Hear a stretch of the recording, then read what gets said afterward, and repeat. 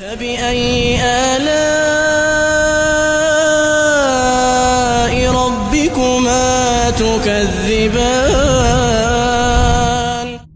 اتقوا الله حق تقاته ولا تموتن إلا وأنتم مسلمون يا أيها الناس اتقوا ربكم الذي خلقكم من نفس واحدة وخلق منها زوجها وبث منهما رجالا كثيرا ونساء واتقوا الله الذي تساءلون به والأرحام إن الله كان عليكم رقيبا يا أيها الذين آمنوا اتقوا الله وقولوا قولا سديدا يصلح لكم أعمالكم ويغفر لكم ذنوبكم ومن يطع الله ورسوله فقد فاز فوزا عظيما أما بعد فإن أصدق الحديث كتاب الله وخير الهدي هدي محمد صلى الله عليه وسلم وشر الأمور محدثاتها وكل محدثة بدعة وكل بدعة ضلالة وكل ضلالة في النار. Ma'asyiral muslimin, ikhwani fillah wa akhwati rahimani wa rahimakumullah. Alhamdulillah, kita patut bersyukur kepada Allah Azza wa Jalla. Di pagi hari yang berbahagia ini Allah pertemukan kita kembali di majlis ini untuk kita duduk bersama mengkaji firman-firman Allah Subhanahu wa taala dan sabda-sabda Nabi sallallahu alaihi wasallam, juga ucapan emas para ulama-ulama yang semuanya itu demi untuk menjaga, melestarikan keimanan kita dan meningkatkan kualitas amal soleh kita kepada Allah Azza wa Jalla. Para hadirin dan hadirat yang dimuliakan oleh Allah Azza wa Jalla, pada pagi hari ini insyaallah kita akan membahas sebuah kisah di dalam Al-Quran yang Allah kisahkan.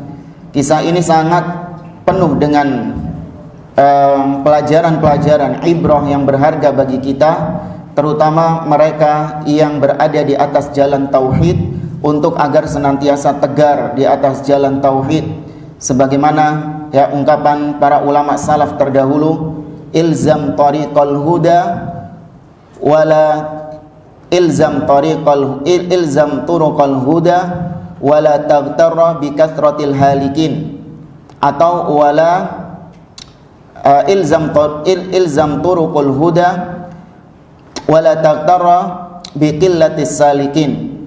Kata para ulama salaf, hendaklah kalian senantiasa meniti jalan kebenaran dan jangan kalian merasa lemah, ya, wala yadurruka qillatus salikin. Jangan kalian merasa lemah ketika orang yang berjalan di atas kebenaran itu jumlahnya sedikit.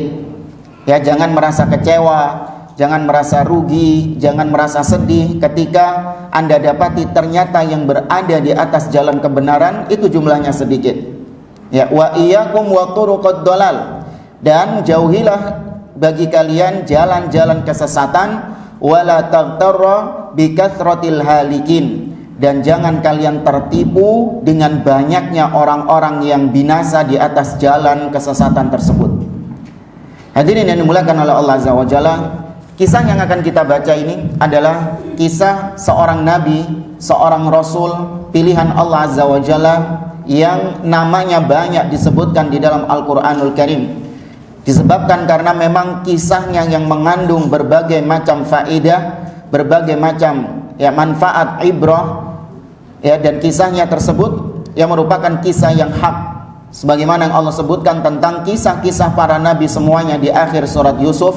Kata Allah Subhanahu wa taala, laqad kana fi qasasihim ibratun liulil albab ma kana haditsan yuftara. Kata Allah Azza wa Jalla, sungguh pada kisah-kisah para nabi tersebut itu ada ibrah, ada pelajaran bagi orang-orang yang mau, atau bagi orang-orang yang cerdas yang mau mengambil pelajaran tersebut. Maka na haditsan yuftara. Kisah-kisah tersebut bukanlah kisah fiktif.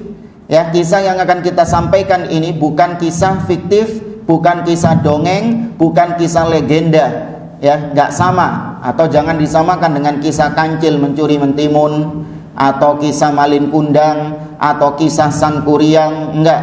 Kisah yang akan kita sampaikan ini hak, pernah terjadi di zaman dahulu, ya, dan Allah Subhanahu wa taala mengabadikannya di dalam Al-Qur'anul Karim. Jamaah dimuliakan oleh Allah, nabi yang kita maksud di atas atau nabi yang kita maksud sebelumnya adalah Nabi Nuh alaihi salam.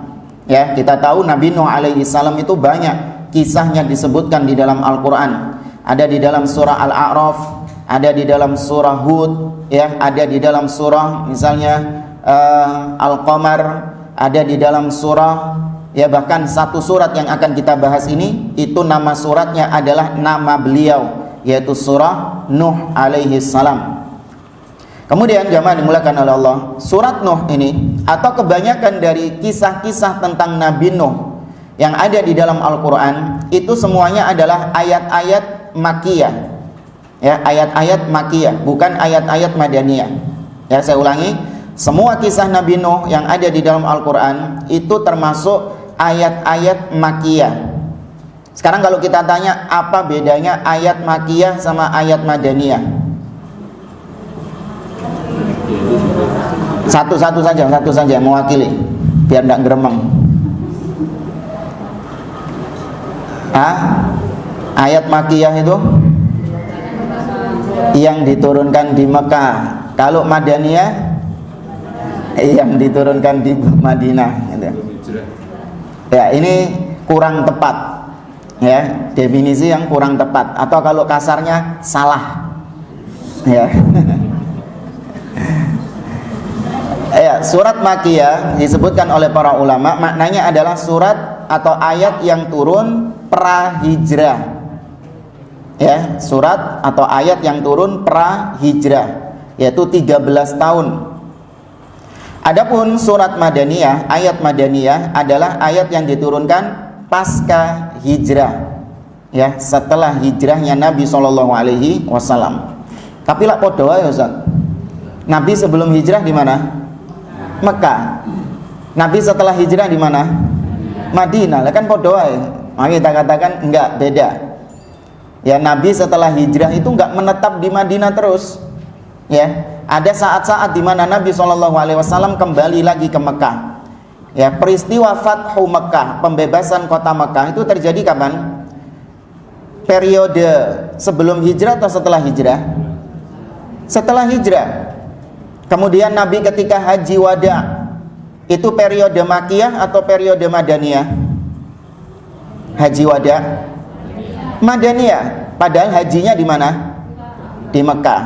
Maka ayat, salah satu bukti ayat yang turun di Mekah tapi disebut ayat Madaniyah adalah firman Allah dalam surah Al-Maidah ayat yang ketiga, Al-yawma akmaltu lakum dinakum wa atmamtu alaikum ni'mati wa raditu lakumul Islam madinah. Itu ayatnya ayat Madaniyah tapi turunnya di kota Mekah.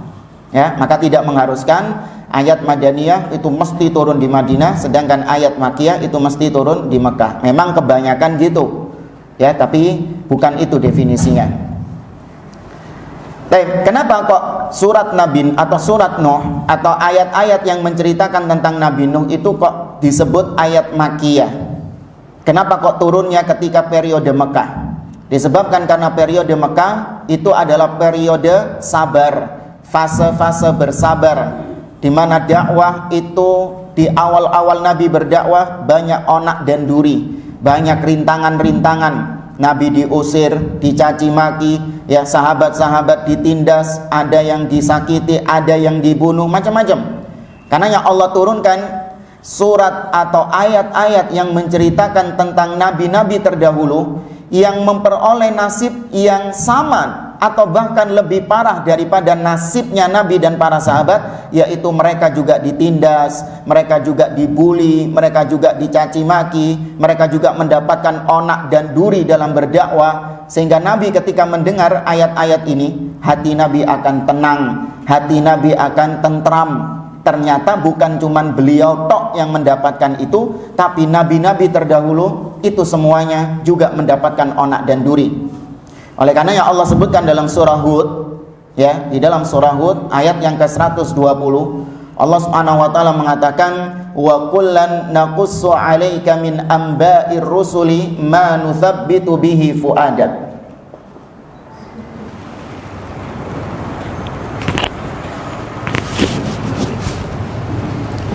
Kata Allah Subhanahu wa taala, dan itulah kami kisahkan kepadamu wahai Nabi Muhammad, ya, kisah-kisah para nabi dan rasul sebelummu, ma nuthabbitu bihi fuadak, yang itu bisa menegarkan hatimu, bisa mengokohkan hatimu. Ya, ini perlunya Allah Azza wa Jalla menceritakan kisah-kisah terdahulu untuk menggembirakan hati Nabi, untuk ya membuat hati Nabi tegar. Karena gini jamaah, kalau misalnya Anda mendapatkan kesedihan, tapi setelah Anda mendapatkan kesedihan, Anda diberitahu oleh kawan Anda bahwa ada orang yang nasibnya lebih buruk daripada Anda, ada orang yang lebih sedih daripada Anda. Itu kira-kira kesedihan Anda berkurang nggak? Berkurang. Ya, contoh enteng-entengan saja. Kita dulu waktu sekolah, ya, kita sering mendapatkan nilai jelek. Ya, nggak tahu yang dapat nilai bagus terus ya. Ya, kita dulu dapat nilai jelek gitu, sampai dikasih tinta merah sama gurunya. Sedih, ya, sudah belajar susah-susah, ya, tahu-tahu ketika hasil ujiannya jelek, sedih. Tentu sedih, itu wajar. Tapi ternyata setelah kita tahu kawan kita satu kelas mendapatkan nilai yang lebih jelek daripada kita, itu sedihnya agak-agak hilang gitu. Ya, sedihnya agak-agak hilang. Ada teman kita yang dapat nilai 0, nah itu tambah gembira kita. Ya, kesedihan kita jadi hilang. Karena ya Nabi SAW ketika di kota Mekah, ya, beliau itu dibully, dicaci, beliau dikatakan majnun, ya, dakwah beliau banyak ditolak oleh kaum Quraisy. Nabi sedih. Tapi ketika Allah kisahkan nabi-nabi sebelumnya, ternyata nasibnya lebih parah daripada Nabi. Contoh Nabi Nuh, nanti kita lihat bagaimana Nabi Nuh alaihissalam itu ujian dakwah beliau sangat luar biasa. Tapi beliau tetap tegar, beliau nggak putus asa, ya, karena Nabi SAW bergembira. Contoh misalnya Allah sebutkan dalam surah Al-Ankabut ayat yang ke-14 tentang bagaimana dakwah atau lamanya dakwah Nabi Nuh alaihissalam. Allah mengatakan dalam surat Al-Ankabut ayat 14, kata Allah, walaqad arsalna nuhan ila qaumihi falabitha fihim alfasanatin illa khamsina ama. Allah mengatakan, dan sungguh kami telah mengutus Nuh kepada kaumnya. Kemudian Nabi Nuh berdakwah kepada kaumnya 1000 tahun kurang 50 tahun. Berarti berapa? 950 tahun berdakwah. Ya, Nabi dakwahnya cuma 23 tahun, Nabi Muhammad SAW. Nabi Nuh dakwahnya 950 tahun. Ini bukan dalam rangka kita lebih memuji Nabi Nuh daripada Nabi Muhammad, tidak. Tapi di sini Allah ingin supaya Nabi Muhammad SAW tegar dalam dakwahnya. Ya, tetap tegar dalam dakwahnya. Kenapa? Karena nabi-nabi sebelum beliau itu dakwahnya lebih panjang, dakwahnya lebih mendapatkan rintangan, ya. 950 tahun bagaimana? Nanti akan kita kisahkan. Penuh onak dan duri, ya, bukan cuman setahun 2 tahun kemudian baru setelahnya mendapatkan kenikmatan, enggak. Tapi selama 950 tahun itu penuh onak dan duri. Kemudian jamaah dimuliakan oleh Allah, ya. Ada beberapa keistimewaan yang dimiliki oleh Nabi Nuh alaihissalam. Ya, ini sebelum kita masuk ke pembahasan inti, kita sebutkan terlebih dahulu apa saja keistimewaan Nabi Nuh alaihissalam. Keistimewaan yang pertama, ya, sebagaimana yang tadi kita katakan, Nabi Nuh alaihissalam itu salah satu nabi yang umur dakwahnya itu panjang. Ya, yang umur dakwahnya itu panjang, yaitu 950 tahun. Itu bukan umurnya, ya. Bukan umur beliau, tapi dakwah beliau. Umur beliau, wallahu a'lam, ya, bisa saja 1000 tahun lebih. Ya, karena setelah Nabi Nuh berdakwah, maka terjadi banjir besar yang membunuh atau mematikan semua manusia yang ada kecuali yang ada di atas kapal. Itu akhir daripada dakwah Nabi Nuh. Tapi Nabi Nuh masih hidup lagi setelah banjir besar itu. Sudah nggak jadi nabi, sudah nggak jadi rasul. Ya, artinya beliau sudah tidak ada tugas lagi berdakwah karena manusianya sudah mati tenggelam semuanya. Itu masih hidup beliau. Ya, maka beliau adalah rasul yang memiliki umur yang panjang.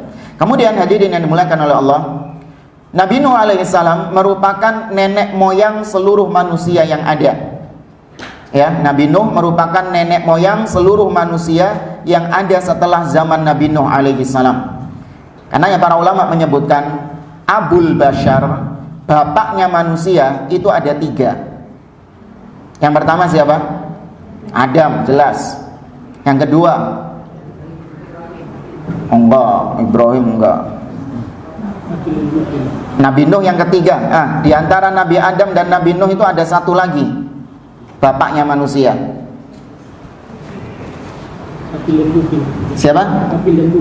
Enggak, bukan. Sama, anaknya Adam juga. Namanya Syith. Ya, namanya Syith. Shin, Iya, dan Fa.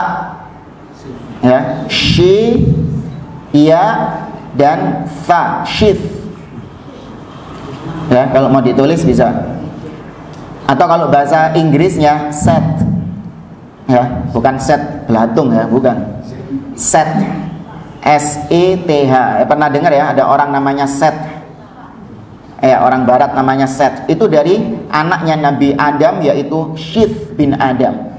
Kenapa Syith bin Adam disebut sebagai bapaknya manusia? Karena di antara, kata para ulama, di antara semua anak-anaknya Nabi Adam itu nggak ada yang punya keturunan kecuali dari Syith bin Adam. Sehingga semua manusia itu nasabnya kepada Syith bin Adam. Kemudian yang ketiga baru Nabi Nuh. Kenapa Nabi Nuh disebut bapaknya manusia? Karena ketika Nabi Nuh berada di atas kapal bersama orang-orang yang beriman, ya, bersama orang-orang yang beriman, semua manusia mati yang nggak naik kapal. Ya, yang hidup cuman yang ada di atas kapal. Nah, yang ada di atas kapal itu nggak punya keturunan semua kecuali anak-anaknya Nabi Nuh saja. Ya. Anak-anak Nabi Nuh ada yang namanya Sem, ada yang namanya ya Sam, Ham, ya, dan Yafith. Ya, Sam, Ham, dan Yafith. Nah, ini 3 anaknya Nabi Nuh yang selamat. Sedangkan yang satu tenggelam, ya. Namanya disebutkan Kan'an. Ya, yang tenggelam namanya Kan'an. Nah, yang 3 ini itulah yang meneruskan keturunan Nabi Nuh. Ya, adapun manusia yang lain yang di atas kapal, mereka selamat tapi mereka nggak punya keturunan. Makanya semua manusia setelah peristiwa banjir besar itu, semua manusia yang lahir itu dari keturunan Nabi Nuh alaihi salam. Jadi kita ini sekarang lagi bercerita tentang nenek moyang kita, ya, Nabi Nuh alaihi salam. Kemudian hadirin yang dimuliakan oleh Allah, Nabi Nuh dipuji oleh Allah, ya, dalam surah Al-Isra, di awal-awal surah Al-Isra, Allah mengatakan innahu kana 'abdan syakura. Sesungguhnya Nuh itu adalah hamba yang senantiasa bersyukur. Orang itu biasanya kalau bersyukur, senang bersyukur itu ketika mendapatkan nikmat yang banyak. Tapi kalau Anda lihat bagaimana Nabi Nuh alaihi salam itu hidupnya penuh dengan ujian dan ujian terus. Tapi di samping itu Nabi Nuh masih tetap senantiasa bersyukur kepada Allah Azza wa Jalla.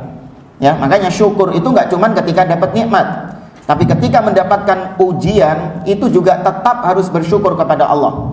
Tetap harus memuji Allah Subhanahu wa taala. Karena ya ucapan hamdalah ketika mendapatkan ujian, ya, itu gimana ucapan hamdalahnya? Alhamdulillahi ala kulli hal. Segala puji bagi Allah di segala kondisi.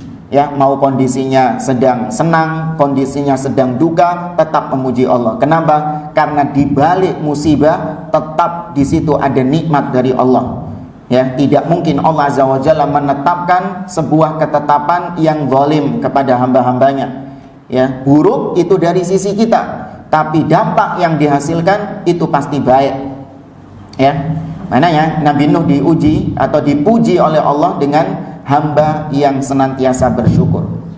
Kemudian keistimewaan Nabi Nuh alaihi salam, beliau adalah rasul yang pertama. Ya, beliau adalah rasul yang pertama. Beliau diutus ketika ketika manusia di zaman tersebut mulai melakukan kesyirikan. Mereka mulai menyimpang dari jalan tauhid. Mereka mulai mempersembahkan ibadah kepada selain Allah Azza wa Jalla. Itu pertama kali terjadi sebelum Nabi Nuh diutus. Abdullah bin Abbas radhiyallahu anhuma, beliau pernah mengatakan, kana baina Adam wa Nuhin asyra qurun.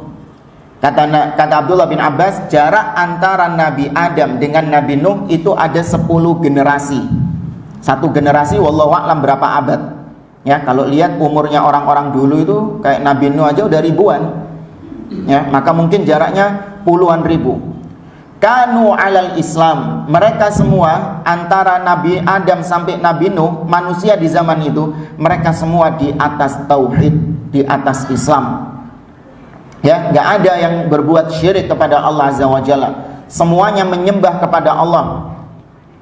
Tapi dosa-dosa besar seperti membunuh, ya, mencuri, berzina itu ada. Tapi kesyirikan tidak ada.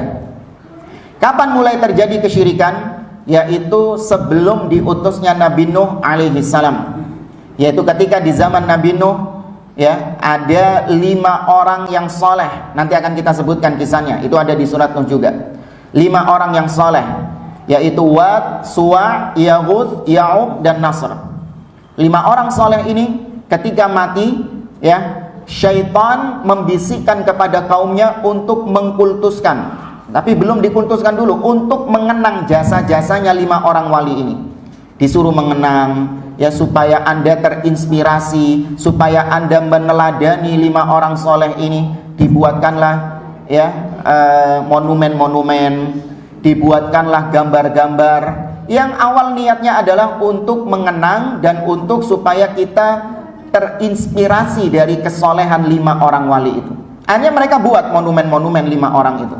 Falam yu'bad, ya, masih belum disembah.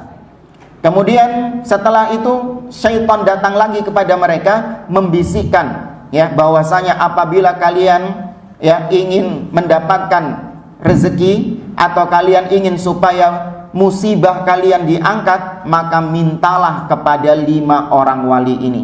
Akhirnya disembahlah 5 orang wali tersebut, dan itulah kesyirikan pertama kali terjadi. Ya, akhirnya Allah mengutus Nabi Nuh untuk meluruskan kembali mereka agar kembali kepada tauhid. Ya, setelah itu barulah Nabi Nuh diutus untuk meluruskan, untuk ngencengi kembali. Ya, inilah hadirin yang dimulakan oleh Allah. Ya, salah satu penyebab syirik atau bahkan penyebab syirik yang paling besar adalah al-ghulu fis shalihin, yaitu berlebih-lebihan terhadap orang yang soleh. Dan itu sampai sekarang menjadi lagu lama sudah. Ya, kesyirikan terjadi itu disebabkan karena berlebih-lebihan kepada orang yang soleh. Karena ya Nabi Nuh alaihissalam ketika berdakwah, itu fokus utama dakwah Nabi Nuh adalah tauhid, tauhid, dan tauhid. Ya, nanti akan Anda bisa lihat di dalam surat Nuh, Nabi Nuh alaihissalam fokus dakwahnya adalah tauhid, karena memang itu tujuan Nabi Nuh diutus. Dan fokus dakwah ini diteruskan oleh nabi-nabi setelahnya, karena tidaklah nabi diutus melainkan pasti di situ sedang terjadi kesyirikan kepada Allah Subhanahu wa taala. Ya, Allah berfirman dalam surah An-Nahl, ya, tentang dakwahnya para nabi dan rasul. Allah mengatakan walaqad arsalna wa ma arsalna min qablika mir rasulin illa nuhi ilaihi annahu la ilaha illa ana fa'budun. Afwan, itu bukan di surah An-Nahl. Allah mengatakan, dan tidaklah kami mengutus sebelum engkau wahai Nabi Muhammad seorang rasul melainkan kami perintahkan kepadanya agar menyeru la ilaha illa ana, tidak ada yang berhak disembah dengan benar kecuali aku, fa'budun, maka sembahlah aku. Allah juga mengatakan tadi dalam surah An-Nahl, walaqad ba'atsna fi kulli ummatir rasula an i'budullah wajtanibut taghut. Dan sungguh kami telah mengutus pada setiap umat seorang rasul yang tujuan dakwah mereka, inti dakwah mereka adalah an i'budullah, sembahlah Allah dan jauhkanlah diri kalian dari taghut, segala yang disembah selain Allah Azza wa Jalla. Ya, ini hadirin yang dimuliakan oleh Allah Azza wa Jalla. Ya, maka berlebih-lebihan terhadap orang soleh itu pangkal dari kesyirikan. Makanya kenapa Nabi Muhammad SAW itu kalau urusan kuburan itu keras. Anda kalau melihat hadits-hadits yang berkaitan dengan kuburan, Nabi itu seakan-akan gak ada toleransi dengan yang namanya kuburan. Nabi misalnya mengatakan kepada Ali, "Ya Ali, la tada' timthalan illa tamastahu, wa la qabran musyrifan illa sawaitahu." Wahai Ali, janganlah kau biarkan ada berhala kecuali kau hancurkan berhala itu. Dan jangan biarkan ada kuburan yang ditinggikan kecuali kau ratakan kuburan itu dengan tanah. Nabi keras kepada kuburan. Artinya tegas, gak main-main. Kenapa? Karena Nabi tahu sejarah terjadinya kesyirikan itu gara-gara kuburan. Berlebih-lebihan terhadap kuburan orang-orang soleh. Karena yang di dalam syariat kita haram hukumnya bangun kuburan, mengkijing, ngecat, ngapur, ya, ngasih di keramik atau dikasih tutupan, kasih wangi-wangian. Itu nggak boleh di dalam syariat kita. La tujassas al-qabr. Ya, jangan kalian ya meninggikan kuburan, ya, wala yubna alaihi, jangan membangun bangunan di atas kuburan, wala yuqad alaihi, dan jangan kalian duduk-duduk di atas kuburan. Itu semuanya bukan kesyirikan memang, tapi itu jalan sarana menuju kesyirikan yang sudah ditutup oleh Nabi SAW. Ya. Kemudian hadirin yang dimuliakan oleh Allah Azza wa Jalla, ya, makanya kenapa kita gencar dakwah tauhid. Kita senantiasa ya mengajarkan kepada kaum muslimin tentang tauhid. Itu karena memang kesyirikan itu masih dominan di kaum muslimin. Kita jujur-jujuran saja kita tanya kepada kaum muslimin terutama di negeri kita. Apakah mereka semuanya selamat dari kesyirikan? Enggak. Mereka semua masih belum selamat dari kesyirikan. Berapa banyak orang-orang yang terjerumus ke dalam kesyirikan, namun mereka masih menganggap itu adalah sebuah bentuk tauhid kepada Allah. Mereka enggak menganggap itu syirik. Ya. Kenapa saya berani mengatakan demikian? Karena saya tinggal di tempat yang menjadi pusat kesyirikan di Surabaya. Ya. Ya, masih banyak orang-orang yang berduyun-duyun datang ya untuk melakukan kesyirikan kepada Allah Subhanahu wa taala, namun mereka sendiri tidak menyadari dan mereka tidak tahu kalau itu adalah perbuatan syirik kepada Allah Azza wa Jalla. Ya, makanya enggak boleh kita ini ya sebagaimana orang-orang di luar sana kita mengatakan sudah enggak relevan lagi kita fokus sama tauhid. Ya. Sudah enggak menjamani lagi kita fokus dakwahnya adalah tauhid. Enggak. Tetap fokus dakwah kita tauhid. Baik kaum muslimin itu sudah paham tentang tauhid, malah belum paham tentang tauhid, tetap kita fokus dakwahnya adalah tauhid. Karena itulah ya inti daripada dakwah Nabi SAW dan dakwah semua nabi dan rasul alaihi wassalam. Ya, namun sangat disayangkan ada sebagian oknum-oknum dai yang mencoba untuk menggembosi kaum muslimin agar tidak lagi fokus sama dakwah tauhid. Dianggap orang yang fokusnya dakwah tauhid itu seperti khawarij. Kenapa? Karena kalau kita fokusnya dakwah tauhid, berarti yang kita dakwahi ini adalah orang kafir, adalah orang musyrik yang gak paham tentang tauhid. Makanya kita gembleng tauhid, seakan-akan antum semua yang ada di sini itu musyrik. Makanya kita fokusnya dakwah tauhid karena kita ini menganggap mengkafirkan kalian yang gak paham tentang tauhid tadi. Naudzubillah. Ya, ini terlontar dari salah seorang dai yang masih menisbatkan diri kepada dakwah salafiyah namun menggembosi ya Ahlus Sunnah wal Jamaah untuk tidak lagi fokus kepada dakwah tauhid. Ya, maka kita tetap gencarkan dakwah tauhid lebih daripada kita mempelajari salat, lebih daripada kita mempelajari ya puasa, mempelajari ya tentang rumah tangga dan lain sebagainya. Porsi kita kepada dakwah tauhid harus lebih banyak. Baik jamaah dimuliakan oleh Allah Subhanahu wa taala, kita masuk ke pembahasan inti kita ya, yang punya mushaf bisa dibuka surat Nuh mulai ayat yang pertama.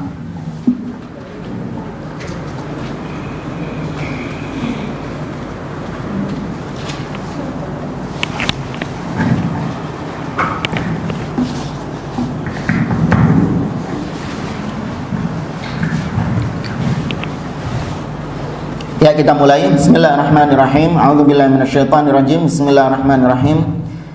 Qala Allah azza wa jalla, "Inna arsalna Nuhan ila qaumihi an anzir qaumaka min qabli an ya'tiyahum 'adzabun alim." Kata Allah Subhanahu wa taala, sungguh kami telah mengutus Nuh kepada kaumnya. Ya. Apa perintah Allah? an andzir qaumaka, wahai Nuh, peringatkan kaummu, min qabli ayyatiyahum adzabun alim, peringatkan kaummu tentang tauhid sebelum datang kepada mereka azab Allah yang sangat pedih. Di sini kata para ulama, kita nukilkan dari tafsir ya Syekh Abdurrahman As-Sa'di dalam tafsirnya Taisir Al-Karimir Rahman. Beliau mengatakan, kata beliau, surat ini, surat Nuh, itu merupakan pengulangan sebenarnya dari surat-surat yang lain. Ya, karena kita kan dikatakan kisah tentang Nabi Nuh itu enggak cuman ada di dalam surat Nuh, tapi ada di dalam surat-surat yang lain. Intinya di sini beliau ya menjelaskan bahwa surat Nuh itu lebih menitik beratkan kepada bagaimana keluh kesahnya Nabi Nuh alaihi salam dalam berdakwah. Ya. Kalau kisah Nabi Nuhnya enggak kita bahas di sini karena ada di dalam surat Al-A'raf ya. Kalau antum mau lihat ada dalam surat Hud ya, dalam surat Al-A'raf atau surat Hud, yang surat Hud yang agak panjang ya tentang Nabi Nuh. Nanti bisa baca sendiri. Nabi Nuh alaihi salam ya berdakwah kepada mereka tentang tauhid wa nahyihi anisyirk, dan melarang mereka dari kesyirikan. Fa akhbara ta'ala annahu arsalahu ila qaumihi. Di ayat yang pertama ini Allah mengabarkan bahwa Nabi Nuh itu diutus kepada kaumnya tok. Dan memang manusia ketika itu kaum Nabi Nuh saja. Karena kaum manusia ketika itu jumlahnya masih ribuan orang mungkin. Ya, karena tadi kita katakan jarak antara Nabi Adam dan Nabi Nuh berapa? 10 generasi. Ya, kalau mau ditotal mungkin jumlahnya ya cuman ribuan saja mungkin, 10 generasi. Ya, itu cuman kaumnya Nabi Nuh saja. Ya, bumi ini tidak diisi kecuali kaum Nabi Nuh saja. Rahmatan bihim. Kenapa Allah utus Nabi Nuh? Sebagai bentuk kasih sayang Allah kepada mereka. Karena Allah tahu mereka terjerumus ke dalam perbuatan syirik dengan menyembah 5 orang wali 5 tadi. Maka Allah kasihan sama mereka kalau mereka ditimpa azab gara-gara kesyirikan. Karenanya Allah utus seseorang yang menjelaskan kepada mereka bahwa perbuatan kalian ini syirik. Hentikan perbuatan kalian ini. Kalau kalian terus-terus melakukan perbuatan ini, ya maka akan ada azab Allah yang datang kepada kalian, baik di dunia ataupun di akhirat. Azab di dunia yaitu tadi banjir yang besar nanti yang akan menimpa mereka, atau azab di akhirat yaitu kekekalan neraka selama-lamanya. Khaufan min istimrarihim ala kufrihim. Ya, Nabi Nuh disuruh untuk memperingatkan kaumnya karena Nabi Nuh khawatir mereka terus-menerus dalam kekufurannya. Fayuhlikuhumullah halakan abadian. Nabi Nuh kesian sama mereka. Nabi Nuh sakno sama mereka. Seakan kalau mereka itu terus dalam kekufuran, mereka akan dibinasakan oleh Allah dengan kebinasaan yang abadi. Nih, kalau kita ini meneladani Nabi Nuh alaihi salam, kita dalam berdakwah itu tanamkan rasa kasihan kepada orang yang kita dakwahi, bukan karena kebencian kita. Makanya dakwah Ahlussunnah ini kenapa kok gencar mendakwakan tauhid, melarang orang dari syirik, melarang orang dari bid'ah, bukan karena benci kepada kaum muslimin, tidak. Tapi karena bentuk kasihan kita, bentuk kasih sayang kita kepada mereka. Kita ingin supaya orang-orang yang terjerumus ke dalam syirik itu terselamatkan dari azab Allah, terselamatkan dari siksa Allah, dengan kita jelaskan kepada mereka bahwa itu perbuatan syirik. Tapi orang-orang menuduh kita apa? Keras, menuduh kita itu kejam, ya, nggak kasih sayang, nggak lemah lembut, gitu. Ya, padahal ini adalah bentuk kasih sayang kita. Ya, mereka itu pinginnya bentuk kasih sayang itu gimana? Toleransi. Ya, dibiarkan saja sudah. Yang berbuat syirik ya didukung harusnya, jangan disesat-sesatkan. Yang berbuat bid'ah didukung, jangan disesat-sesatkan. Kok keras banget sih gitu. Ya, ini salah. Ya, mindsetnya sudah salah. Kemudian ayat yang kedua. Apa kata Nabi Nuh kepada kaumnya? Qala ya qaumi inni lakum nadhirun mubin. Nabi Nuh berkata, wahai kaumku, sesungguhnya aku itu adalah pemberi peringatan atas kalian. Ini adalah salah satu dari sifat Nabi dan Rasul yang diutus oleh Allah. Sifat Nabi dan Rasul itu ada dua. Ada mubasyiron dan ada nadhira. Di sini cuma disebutkan nadhir. Kenapa? Karena memang konteksnya Nabi Nuh sedang memperingatkan mereka tentang bahaya syiriknya. Tapi nanti juga ada Nabi Nuh alaihissalam memberikan kabar gembira. Kalau kalian mau kembali kepada tauhid, kalian mau bertaubat kepada Allah Azza wa Jalla, ya, Allah akan berikan kepada kalian, ya, hujan, wa yumdidukum bi amwalin wa banin. Allah akan berikan kalian harta yang melimpah dan anak keturunan. Ya, itu basyirah, memberitakan kabar gembira. Ya, karena yang hadirin yang dimuliakan oleh Allah, inilah dakwah kita itu harus ada dua hal ini, harus memenuhi dua hal ini. Jangan kita ini dakwahnya cuman surga terus, nggak mau dakwah tentang neraka, ya, nggak mau menjelaskan tentang neraka. Kenapa? Ustadz, kalau nanti dakwahnya tentang neraka, orang-orang banyak yang kesinggung, banyak yang tersinggung, ya, karena mereka kena semuanya. Ya, kita menyampaikan bahwa pelaku riba itu diancam neraka. Nanti tersinggung yang praktek riba, Ustaz. Ya, yang berzina itu diancam neraka. Akhirnya nanti tersinggung. Ya, sudahlah kita bahas yang surga-surga saja. Ya, soalnya bikin adem, bikin sejuk, bikin enak. Kalau bahas neraka itu bikin panas. Nggak boleh. Ya, harus imbang. Ya, membahas surga juga harus membahas tentang neraka. Anda bahas tentang keutamaan amal perbuatan ini bisa menyebabkan surga, Anda juga harus bahas bahwa ada perbuatan-perbuatan yang diancam neraka jahanam. Ya, itu harus ada. Karena Nabi Nuh di sini mengatakan, aku adalah orang yang memberi peringatan kepada kalian dengan peringatan yang tegas, peringatan yang jelas. Maksudnya adalah tentang perbuatan syirik yang mereka lakukan. Diperingatkan, diwanti-wanti sama Nabi Nuh, awas. Kesyirikan kalian itu bisa mendatangkan siksa Allah, bisa mendatangkan bala. Kalau kalian mati nggak tobat dari kesyirikan kalian, maka kalian masuk neraka kekal selama-lamanya. Ini Nabi Nuh kejam atau kasih sayang sama mereka? Kasih sayang. Nah, kok kita dibilang kejam? Ya.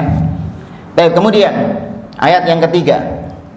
Nabi Nuh mengatakan, ani'budullaha wattaquhu wa ati'un.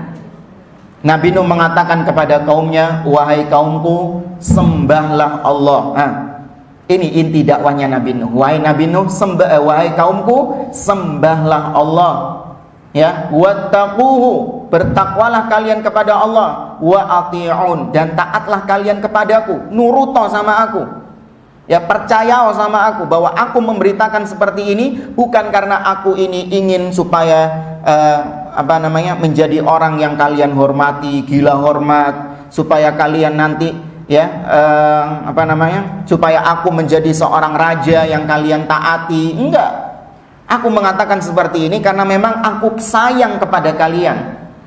Ya, sembahlah Allah, bertakwalah kepada Allah dan taati aku. Di sini digabungkan antara syahadat la ilaha illallah dan syahadat Nuh Rasulullah, ya, bukan Muhammadun Rasulullah. Karena ini zamannya Nabi Nuh.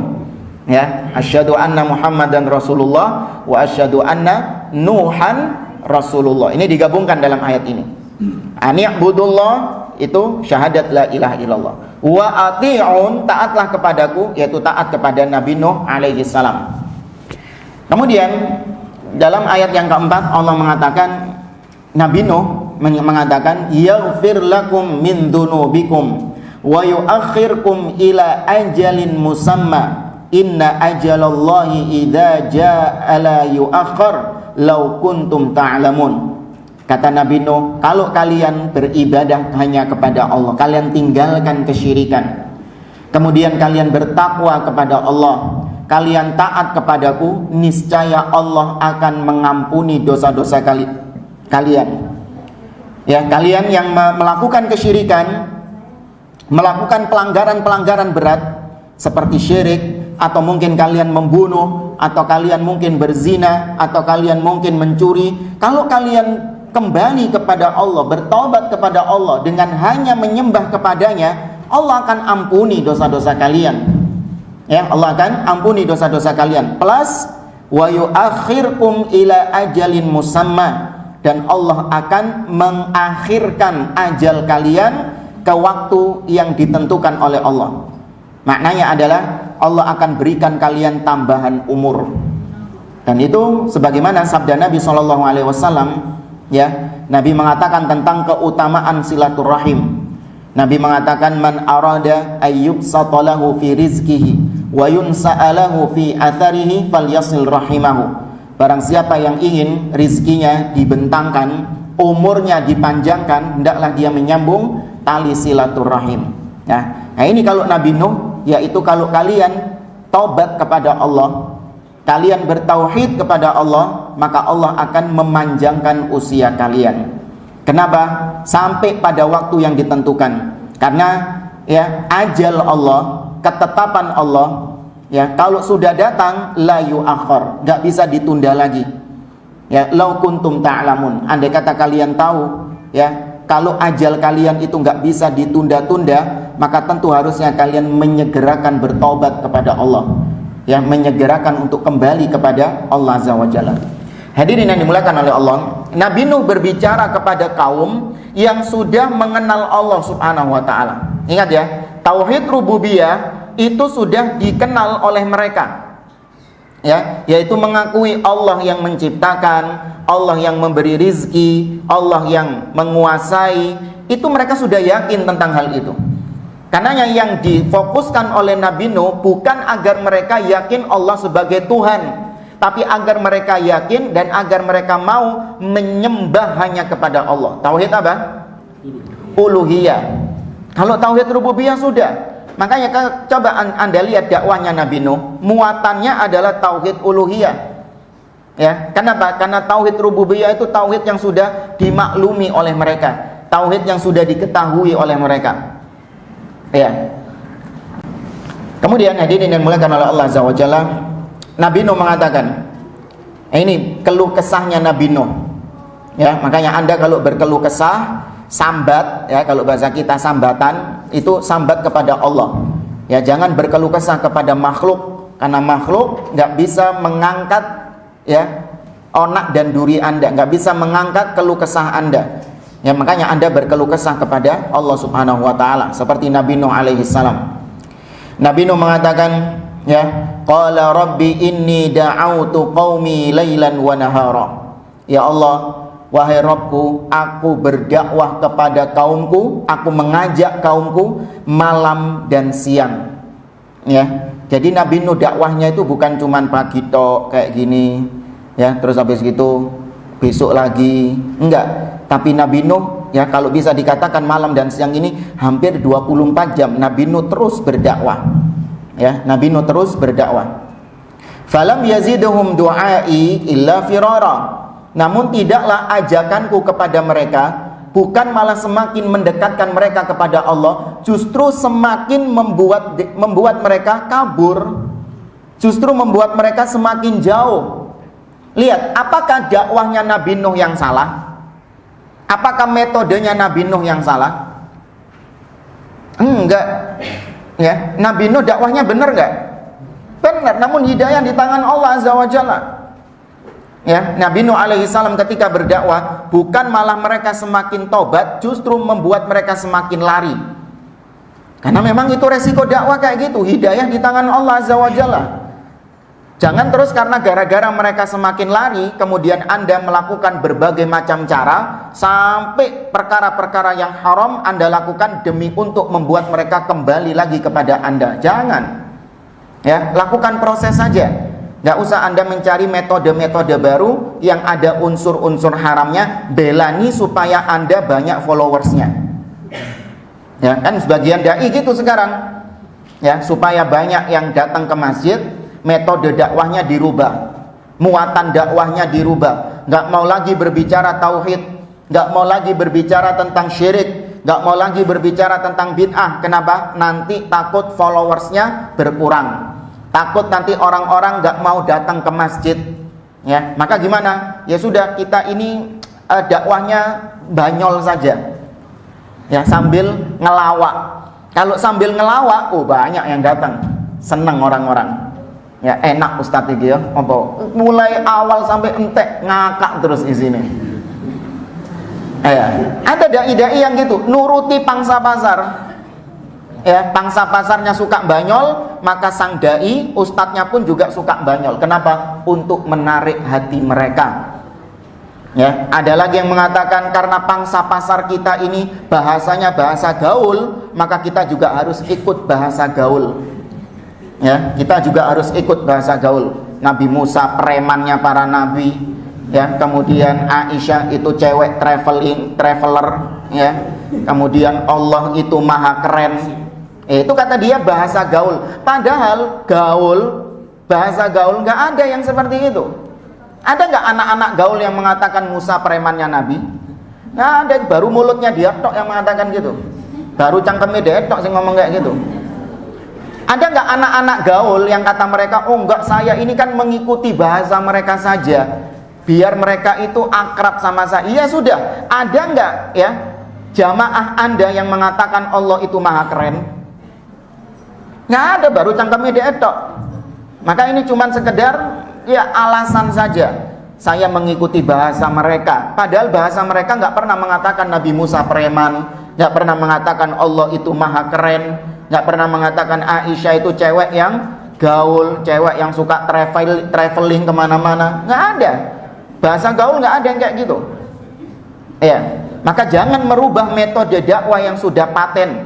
Ya, para ulama mengatakan, ya, ad-da'watu ilallah tauqifiyah.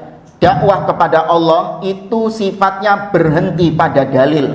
Lihat bagaimana dakwahnya Nabi, muatan dakwahnya Nabi bagaimana, ya sudah ikuti. Soal urusan manusia mau menerima atau tidak, ya sudah. Ya, itu bukan urusan Anda, hidayah bukan di tangan Anda. Ya, karena ya kita juga kadang-kadang pegel. Ya, ada mungkin sebagian panitia kajian ya nyetir ustadznya. Ya, Ustadz, jangan bahas syirik Ustadz ya. Kenapa? Di sini banyak yang berbuat syirik. Loh, ya ini kesempatan. Ustadz, nanti mereka pada kabur. Ya sudah, itu hidayah di tangan Allah. Kok Anda itu pengennya apa ya? Iya, mau instan gitu. Gak mau melakukan proses, maunya Anda langsung gitu. Jangan, memang itu ujian dakwah. Lihat Nabi Nuh alaihissalam. Nabi Nuh berdakwah, bukannya malah mereka semakin senang sama Nabi Nuh, semakin beribadah kepada Allah, semakin tobat, justru tambah parah kekufurannya, justru tambah parah kesyirikannya. Makanya kalau ada orang yang mengatakan kepada kita, Ustadz, antum itu semakin menjauhkan manusia dari masjid, semakin menjauhkan kaum muslimin dari rumah-rumah Allah. Kenapa? Karena yang antum bahas itu syirik bid'ah, membuat mereka kabur dari masjid. Loh, ya sudah, itu salah mereka. Lihat Nabi Nuh, salah nggak Nabi Nuh ketika Nabi Nuh berdakwah ini? Ayo, wani ngomong Nabi Nuh salah. Ya, salah ini Nabi Nuh ini. Metode dakwahnya itu dia kurang canggih. Ya, lihat. Dakwah bukannya malah semakin mendekat kaumnya, justru kaumnya semakin kabur. Ini coba saya hidup di zaman itu, pasti nanti kaumnya tobat kepada Allah. Ya, maka ini lihat, kita belajar seperti ini, tahu bagaimana medan dakwah, tahu bagaimana uslub metode dalam berdakwah yang benar, tidak mencari followers, tapi cuma sekedar melakukan proses saja. Kemudian ayat yang ke-7, Nabi Nuh masih berkeluh kesah kepada Allah. Wa inni kullama da'awtuhum litaghfira lahum ja'alu asabi'ahum fi adhanihim wastaghshaw thiyabahum wa asarru wastakbaru istikbara. Ini parah ini. Ya, Nabi Nuh mengatakan, ya Allah, setiap kali, lihat ada kata-kata kullama, setiap kali, ben kalau bahasa kita. Ya, ben, saben, ya. Saben kali aku dakwah kepada mereka. Nabi Nuh dakwahnya berapa tahun tadi? Ya, jadi ini selama 950 tahun, bukan sekali dua kali. Ya, ada kata-kata kullama, setiap kali, saben aku berdakwah kepada mereka 950 tahun. Jadi berarti dari redaksi ayat ini, ucapan ini, keluh kesah Nabi Nuh ini itu diucapkan ketika akhir-akhir dakwahnya Nabi Nuh. Ya, ketika akhir-akhir dakwahnya Nabi Nuh sebelum Allah menenggelamkan menenggelamkan muka bumi ini. Nah, Nabi Nuh berkeluh kesah selama 950 tahun. Nabi Nuh laporan kepada Allah Azza wa Jalla. Bukan karena Allah nggak tahu. Ya, Allah sudah tahu, lebih tahu daripada Nabi Nuh. Sebelum Nabi Nuh laporan keluh kesah, Allah sudah tahu keadaannya bagaimana. Cuman itulah Allah itu senang kalau misalnya seorang hamba itu merengek-rengek, gremeng kepada Allah. Tahu gremeng? Bukan, gremeng itu ini, merengek. Kayak anak kecil itu biasanya kalau minta sesuatu itu kan merengek-rengek gitu. Iya kan? Padahal Anda sudah tahu. Ya, misalnya anak Anda itu, ayo mas, saya di sekolah itu kelaparan, nggak dikasih uang jajan, uang jajannya sedikit, anak-anak yang lain bisa makan enak, saya makannya cuma sedikit-sedikit saja. Anda sudah tahu padahal kondisi kayak gitu. Cuman ketika mereka meminta-minta seperti itu kan semakin menunjukkan bagaimana butuhnya mereka kepada Anda. Ya, maka Allah senang kepada hambanya yang menunjukkan fakirnya, menunjukkan miskinnya kepada Allah dengan dia merengek-rengek seperti itu. Dan memang kalau dalam doa kayak gitu harusnya. Ya, tunjukkan Anda merengek. Jangan berdoa dengan sombong. Ya Allah, ampuni aku. Tapi kalau kau nggak mau ampuni aku, ya sudah, terserah kau. Ya Allah, belikan aku rizki. Tapi kalau kau nggak mau, ya sudah. Gitu. Ini ya sombong. Nggak boleh, harus merengek kepada Allah. Saya kembali ke ayat ini. Dan setiap kali aku berdakwah kepada mereka, litaghfira lahum. Lihat, Nabi Nuh berdakwah itu tujuannya bukan nyari followers. Nabi Nuh berdakwah tujuannya agar engkau mengampuni mereka ya Allah. Aku ngajak mereka kepada tauhid itu bukan untuk bukan untuk mencari keuntungan bagi diriku, enggak. Agar mereka kau ampuni dari dosa-dosa mereka. Tadi asasnya, kita dalam berdakwah itu harus ada rasa kasihan kepada yang kita dakwai.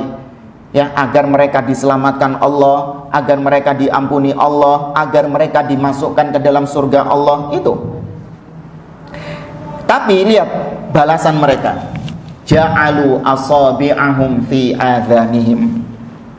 950 tahun berdakwah. Setiap kali Nabi Nuh menyampaikan tauhid, mendakwahi mereka, mereka memasukkan jari mereka ke telinga mereka. Ya, Anda bisa bayangkan bagaimana Nabi Nuh ketika berdakwah. Nggak tahu ya dakwahnya Nabi Nuh gimana. Cuman ketika Nabi Nuh menyampaikan kepada mereka, innal hamdalillah nahmaduhu wa nasta'in, langsung tutup telinga gini. Ya.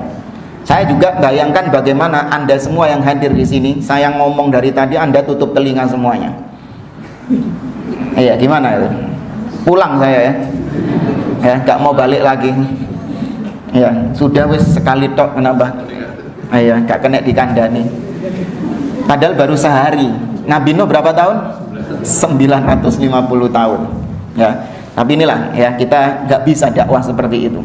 Kita saja kalau misalnya dakwah ada yang sibuk sama HP-nya, ibu-ibu nggak tahu ini. Ya. Sibuk main HP gitu, itu terkadang ya mangkel ya, kadang-kadang pegel juga ngelihat kayak gitu. Cuman gimana kalau kita hidup atau dakwah seperti dakwahnya Nabi Nuh alaihissalam, ya nggak bisa bersabar kita, ya nggak bisa mungkin sekali pertemuan sudah, ya anak nggak mau dakwah di masjid itu lagi. Kenapa? Apa tutup telinga semua orangnya? Atau apa orangnya tidur semuanya? Nah, dan kita pernah ya di satu masjid itu, ada salah satu masjid. Kita kajian di situ setiap ya sebulan 2 kali.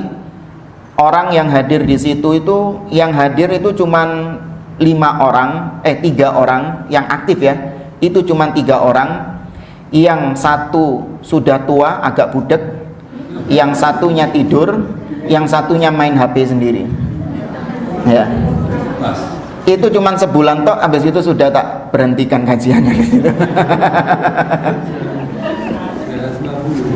Ya, itu baru sebulan itu, belum 950 tahun. Ya itu kita, ya nggak bisa kita menghadapi kayak gitu. Ini ngapain saya di sini terus gitu loh, ngomong ngalur ngidul, yang satu budek, yang satu tidur, yang satu main HP sendiri. Ya ngapain terus? Ya, kenapa? Ya kalau ngomong sama dia jerat-jerit terus. Ya sudah disimpulkan dia budak. Ya. Baik, ini dakwanya Nabi Nuh. Wastaghshaw thiyabahum. Bukan cuman menutup telinga, mereka menutup wajah mereka dengan baju-baju mereka. Jadi ngece, apa ngece? Mengejek. Iya, mengejek, ya. Bukan cuman menutup telinga, bahkan mukanya ditutup. Artinya nggak mau mendengarkan Nabi Nuh, juga nggak mau melihat mukanya Nabi Nuh. Seakan-akan mereka itu ada isyarat, kami belenak sama mukamu wahai Nuh. Iya, kami bukan cuman nggak mau sama dakwahmu, tapi kami juga nggak mau ketemu sama kau. Ini penghinaan luar biasa, ya. Wa asarru wastakbaru istikbara, dan mereka berpaling dariku dengan sombongnya, ya. Mereka berpaling dariku, mereka terus dalam kesesatan mereka dengan kesombongannya, menolak dakwah Nabi Nuh. Kemudian ayat berikutnya Nabi Nuh mengatakan tsumma inni da'autuhum jihara. Kemudian aku dakwah kepada mereka, aku mengajak mereka dengan terang-terangan, ya. Kemudian yang ke-9, tsumma inni a'lantu lahum wa asrartu lahum israra. Ya, kemudian aku ajak mereka secara terang-terangan, ya, secara lantang, dan aku juga mengajak mereka berdakwah kepada mereka secara diam-diam. Maknanya bukan Nabi Nuh dakwah sembunyi-sembunyi, tidak. Nabi Nuh alaihissalam dakwahnya itu terkadang secara berjamaah, terkadang secara individu. Ya, Nabi Nuh datang kepada perkelompok, misalnya ada orang lagi ngumpul, didatangi oleh Nabi Nuh, diajak untuk masuk ke dalam tauhid, ya, untuk beribadah kepada Allah. Terkadang ada orang yang didatangi secara individu, ya, mengetuk rumahnya atau bertemu secara personal. Itu maksudnya berdakwah secara terang-terangan, terbuka, dan secara diam-diam. Dan kita pun juga seperti itu. Ya, selain dakwah secara terang-terangan seperti ini, kita juga perlu dakwah secara sembunyi-sembunyi.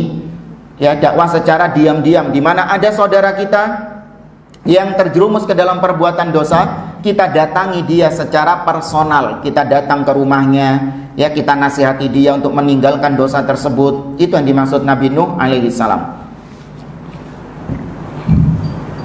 Kemudian kata Nabi Nuh, faqultu astaghfiru rabbakum innahu kana ghaffara.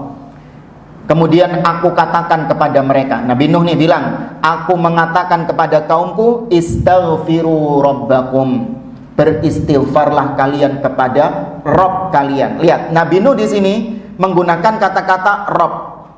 Nabi Nuh tidak mengatakan istaghfiru ilahakum. Kenapa? Karena mereka masih belum bertauhid uluhiyah.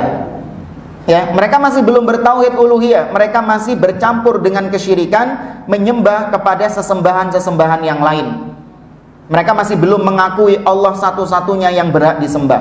Tapi mereka sudah mengakui Allah sebagai satu-satunya Rabb, satu-satunya Tuhan. Karenanya Nabi Nuh mengingatkan kembali, ya, beristighfarlah, mintalah ampun kepada Rabb kalian. Kalian kan sudah mengakui Allah sebagai Rabb satu-satunya. Nah, mintalah ampun kepada dia. Innahu kana ghaffara, sungguh dia itu maha mengampuni dosa-dosa kalian. Maknanya Nabi Nuh itu gini, kalian itu dapat sanksi dari Allah, ada punishment.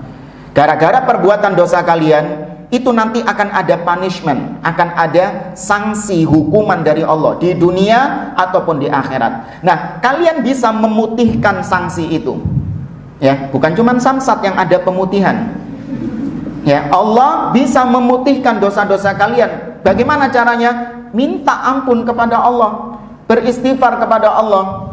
Ya, niscaya akan diputihkan. Mestinya kalian kena sanksi, tapi ternyata Allah tidak jadi memberikan kalian sanksi karena kalian beristighfar, meminta ampun kepada Allah Azza wa Jalla. Itu balasan di akhirat. Ya, yang mestinya kalian masuk neraka, gara-gara kalian meminta ampun, istighfar kepada Allah, Allah jadikan kalian penghuni surga, Allah jadikan kalian selamat dari sanksi neraka. Itu balasan di akhirat. Kemudian Nabi Nuh alaihi salam mengatakan kepada kaumnya tentang manfaat istighfar di dunia. Ya, manfaat istighfar di dunia. Dan istighfar ini memang solusi dari semua problematika. Ya, solusi dari semua masalah kehidupan kita. Tapi yang disebutkan di dalam ayat ini itu hanya problematika yang dialami oleh kaumnya Nabi Nuh saja. Makanya item-item yang disebutkan itu cuman yang memang dialami oleh kaumnya Nabi Nuh. Tapi tidak terbatas ini manfaat istighfar itu. Segala problematika hidup itu teratasi dengan istighfar. Allah Azza wa Jalla mengatakan, wa ma asabakum min musibatin fabima kasabat aydikum. Musibah apapun yang menimpa kalian itu karena sebab dosa-dosa kalian. Jadi musibah apapun yang kita alami di dunia, miskin, sakit, ya, atau mungkin kecelakaan, ya, atau utang, terlilit utang, semua problematika itu sebabnya karena dosa-dosa kita. Dan tidaklah dosa-dosa itu diangkat dari kita kecuali dengan apa? Istighfar. Makanya istighfar kunci semua problematika, jalan keluar dari semua problematika yang ada. Ya, cuman bukan berarti terus nggak melakukan usaha-usaha, enggak.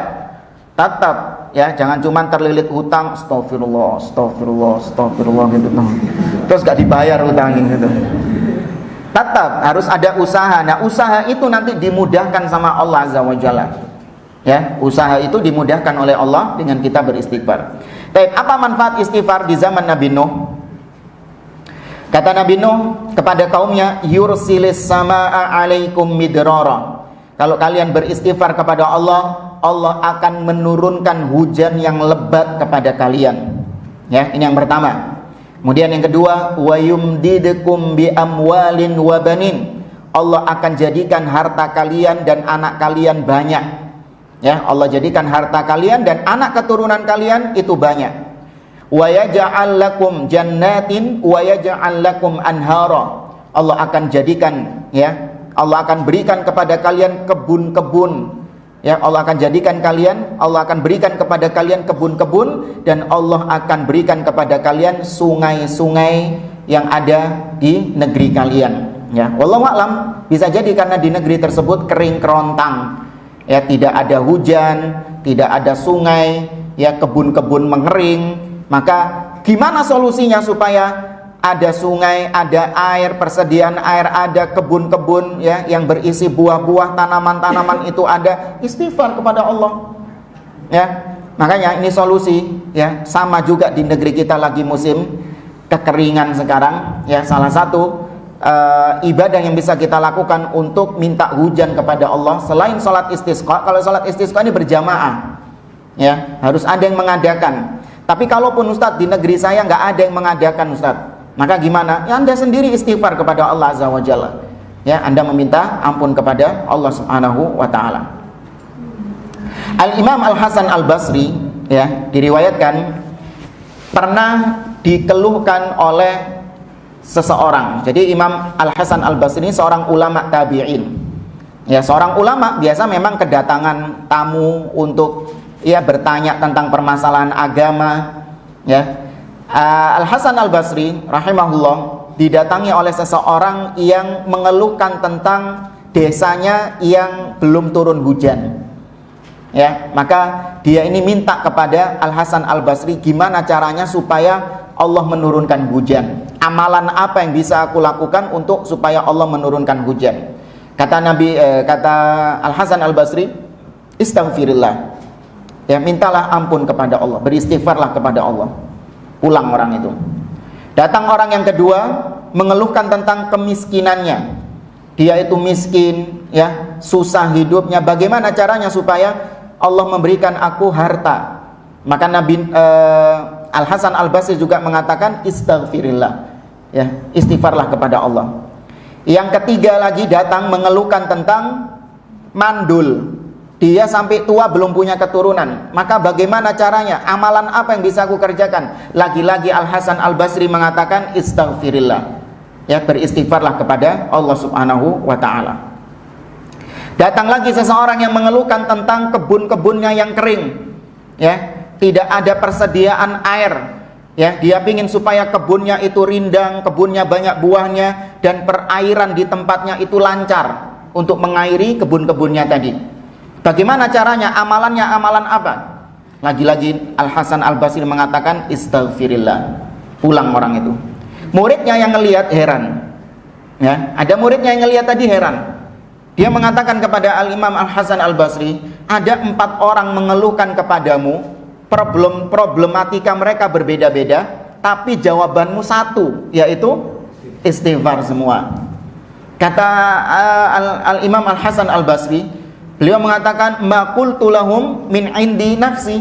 Aku mengatakan seperti itu bukan ngarang-ngarang sendiri, tapi beliau berdalil dengan firman Allah di dalam surat Nuh ini. Faqultu astaghfiru rabbakum innahu kana ghaffara yursilis samaa 'alaikum midrara wa yumdidukum bi amwalin wa banin wa yaj'al lakum jannatin wa yaj'al lakum anhara. Dan ayat yang berikutnya, ayat yang ke-13. Kata Nabi Nuh kepada kaumnya, malakum la tarjuna lillahi waqara, ay la takhafuna lillahi 'azamah wa laysa lillahi 'indakum qadarun. Nabi Nuh mengatakan, kenapa kalian gak takut kepada Allah? Kenapa kalian gak takut terhadap keagungan Allah, kebesaran Allah? Ya, kenapa kalian tidak memuliakan Allah dengan keagungannya? Wa qad khalaqakum atwara, padahal Allah Subhanahu wa taala telah menjadikan kalian, menciptakan kalian dengan tahapan-tahapan. Artinya Nabi Nuh coba untuk membangkitkan ya tauhid rububiyah mereka itu dibangkitkan sama Nabi Nuh. Karena gini jamaah, semua manusia itu insting tauhidnya itu mesti masih ada. Semusyrik-musyrik apapun dia, itu masih ada sisa-sisa tauhid, ya, masih ada insting tauhidnya dalam dirinya. Meskipun kita tidak mengatakan bahwa dia orang yang bertauhid, tidak. Contoh misalnya Anda lihat orang Hindu saja, yang memang mereka adalah orang musyrik, tergolong musyrik, bukan orang yang bertauhid. Tapi semusyrik-musyriknya mereka itu masih ada insting tauhidnya. Dari mana kita tahu? Di dalam Hindu itu ada dewa-dewa yang banyak kan? Di antara dewa-dewa yang banyak, mesti cuman ada satu tok dewa yang paling tinggi yang menjadi apa ya? Menjadi bosnya semua dewa. Kenapa kok cuman satu tok dewa yang paling tinggi itu? Kenapa enggak 2? Nah, kan masih ada insting tauhidnya kan? Meskipun kita enggak mengatakan oh orang Hindu tauhid berarti Ustaz. Enggak. Artinya masih ada insting tauhidnya, sehingga ketika kita mengajak mereka kepada tauhid, kita cuma tinggal mengingatkan kembali mereka, ya, menggugah kembali insting tauhid mereka supaya tersadarkan dan mau kembali kepada Allah Azza wa Jalla. Kemudian orang Nasara, mereka punya 3 oknum Tuhan, Tuhan Bapa, Tuhan Putra, dan Tuhan Roh Kudus. Di antara 3 Tuhan ini mana yang paling besar? Tuhan Bapa. Iya, Tuhan Bapa. Meskipun mereka ngelak mengatakan oh enggak, ketiga-tiganya sama besar. Enggak, tetap ya dalam akidah mereka yang paling berkuasa adalah Tuhan Bapa. Insting tauhidnya masih ada. Nah, makanya Nabi Nuh mencoba untuk menggugah kembali, membangunkan kembali ya potensi-potensi tauhid yang ada dalam dada-dada mereka, yang ada dalam diri mereka. Nabi Nuh mengatakan, ya, Allah menciptakan kalian dengan tahapan-tahapan. Dulu kalian itu nggak ada bentuknya. Dulu kalian berasal dari sperma, ya. Kemudian kalian menjadi segumpal darah, kalian menjadi segumpal daging. Kemudian ada tulang. Kemudian kalian ditiupkan roh. Kemudian kalian, ya, keluar dari rahim ibu-ibu kalian. Kemudian kalian tumbuh besar menjadi anak, remaja, menjadi tua. Itu Allah Azza wa Jalla yang menciptakan kalian semuanya. Bukan proses alami. Tapi memang Allah yang menciptakan kalian. Alam tarau kaifa khalaqallahu sab'a samawatin tibaqa. Kalau kalian gak bisa melihat keagungan Allah dari sisi kalian, coba kalian tengok ke atas langit. Allah jadikan langit 7 lapis. Yang kalian lihat masih lapisan pertama saja. Ada lagi 7 tumpuk langit yang ada di atasnya itu. Ya. Kemudian Allah mengatakan wa ja'alal qamara fihinna nura wa ja'alash syamsa siraja. Allah jadikan bulan itu, ya, Allah memiliki cahaya. dan Allah jadikan matahari itu seperti lampu yang menyinari alam semesta ini. Ya, Anda lihat bagaimana matahari yang ada di atas, bagaimana jarak antara matahari dengan bumi itu bisa pas. Sehingga kalau kata para ini ya, apa orang-orang yang meneliti angkasa itu, astronom ya. Kata para astronom ya, matahari kalau dijauhkan sedikit, maka bumi sudah dalam keadaan dingin. Ya, bumi sudah dalam keadaan dingin. Matahari didekatkan sedikit saja terbakar sudah. Ya, maka siapa yang bisa kok menentukan jaraknya begitu pas? Ya, manusia atau makhluk di bumi bisa hidup tidak kedinginan dan tidak pula terbakar. Ya, tidak mati kedinginan dan tidak pula terbakar. Ya, itu ya bentuk daripada kekuasaan Allah Subhanahu wa taala. Kalian lihat kekuasaan Allah tersebut. Ini Nabi Nuh sekali lagi menggugah potensi tauhid mereka. Wallahu ambatakum minal ardi nabata. Ya, demikian pula Allah jadikan di atas muka bumi ini Allah tumbuhkan tumbuh-tumbuhan. Ya, Allah jadikan tumbuh-tumbuhan yang tumbuh. Tsumma yu'idukum fiha wa yukhrijukum ikhraja. Kalian kelak akan dikembalikan ke bumi itu. Kalian akan dikembalikan ke tanah itu dan kalian akan dibangkitkan kembali dari tanah tersebut. Kalian akan dikeluarkan kembali dari tanah. Artinya Nabi Nuh mengingatkan mereka tentang kematian. Kalian nanti akan dimatikan, kalian dikubur di dalam bumi, kembali ke bumi sebagaimana awal penciptaan kalian dari tanah, kalian dikembalikan ke tanah. Ya. Dan ini bukan cuma ada di dalam agama kita, tapi seruan ini sudah ada dalam kitab-kitab terdahulu. Ya, dari tanah kembali ke tanah. Ya, ada ayat di dalam Bible yang mirip dengan ayat itu. Ya, ashes to ashes, dust to dust. Pernah tahu? Dari tanah ke tanah, dari debu ke debu. Ya, itu sudah menjadi ya wahyu yang Allah turunkan turun temurun dari para nabi. Tsumma yu'idukum fiha wa yukhrijukum ikhraja wallahu ja'ala lakumul arda bisata. Kemudian kalian lihat bumi ini Allah jadikan sebagai hamparan yang luas. Ya, bumi ini Allah jadikan sebagai hamparan yang luas yang bisa kalian tempati, yang bisa kalian tinggali di sana. Litasluku minha subulan fijaja. Allah jadikan bumi ini hamparan agar kalian bisa berpindah tempat dari satu tempat ke tempat yang lain dengan nyaman. Kemudian Nabi Nuh ya berdoa lagi kepada Allah, berkeluh kesah lagi kepada Allah. Wa qala Nuhur Rabbi innahum asawni. Nabi Nuh mengatakan, ya Allah, mereka mendurhakai aku.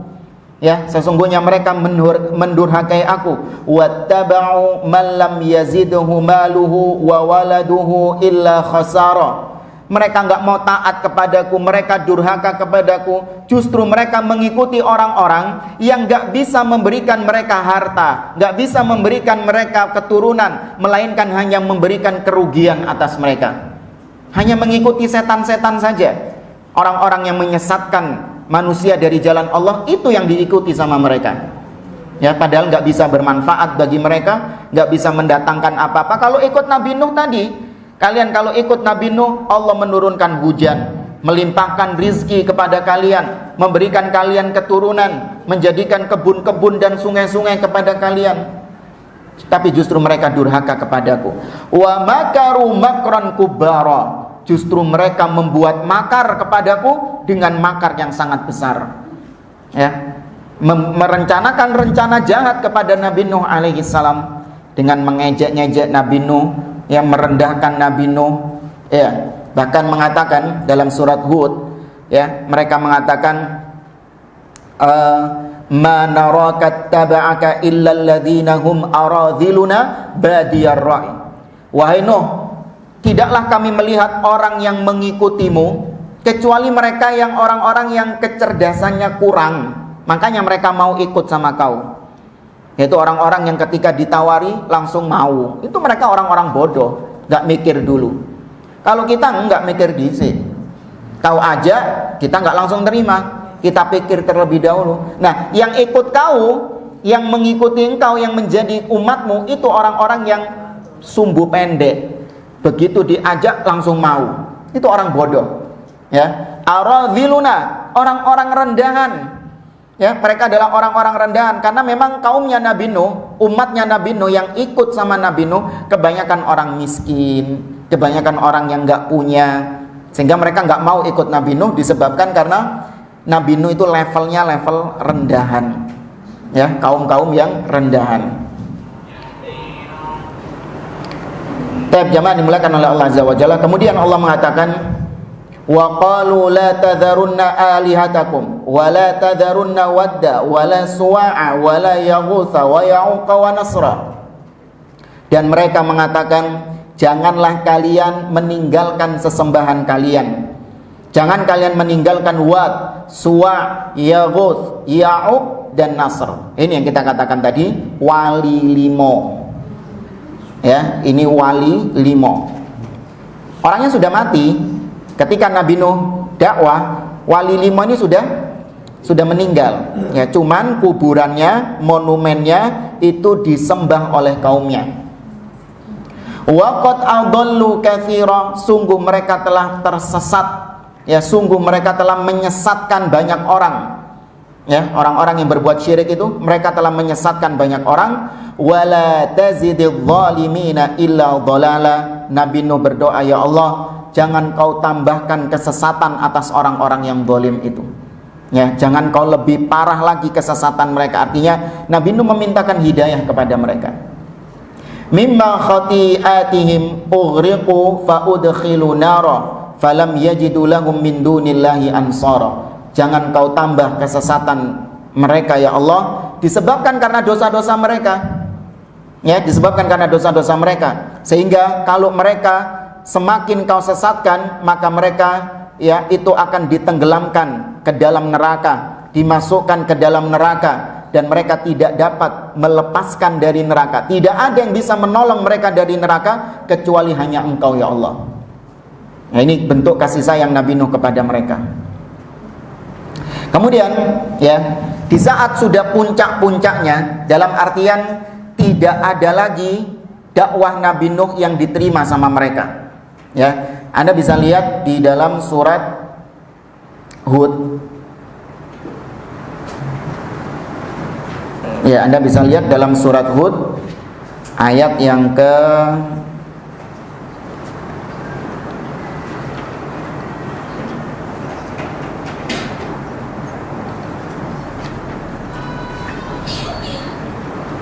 ayat yang ke 25. Ayat yang ke 36.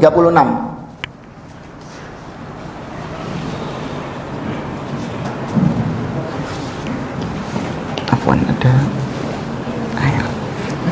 air.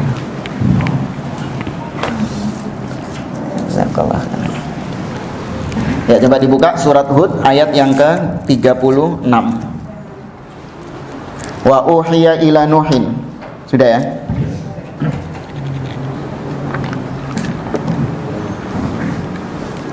Allah mengatakan wa uhiya ila Nuhin annahu la yu'mina min qaumika illa man qad aman fala tabta'is bima kanu yaf'alun. Dan kami wahyukan kepada Nuh bahwasanya tidak ada lagi yang beriman dari kaummu wahai Nuh kecuali yang sudah beriman itu. Artinya nggak mungkin ada lagi yang beriman sudah. Wis, mentok yang beriman cuman segitu. Wallahu a'lam, disebutkan oleh para ulama jumlah yang beriman cuman 80 sekian. Nah, Anda bayangkan 950 tahun yang beriman 80 sekian. Ya, 80 lah yang beriman. Itu kalau dihitung rata-rata setahun cuman berapa yang beriman?